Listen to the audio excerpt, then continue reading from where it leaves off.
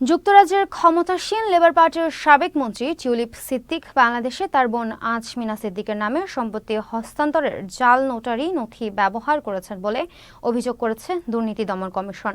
বাংলাদেশ সরকারের মালিকানাধীন জমির অবৈধ বরাদ্দের বিষয়ে চলমান তদন্তে এই বিষয়টি উঠে এসেছে।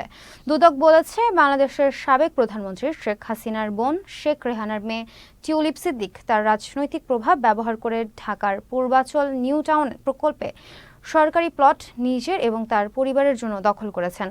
রাষ্ট্রীয় মালিকানাধীন জমির অবৈধ বরাদ্দের সুবিধা নিয়েছেন। দুদকের প্রকাশিত একটি অভিযোগপত্রে কমিশন আরও অভিযোগ করেছে, টিউলিপ তার বোনের নামে একটি ফ্ল্যাট হস্তান্তরের জন্য একটি জাল নোটারি ব্যবহার করেছিলেন। এখন টিউলিপের বিরুদ্ধে আদালতে অভিযোগ জমা দেবে দুদক। মামলাটি বিচারের আওতায় আনার আগে আদালতকে অনুমোদন করতে হবে।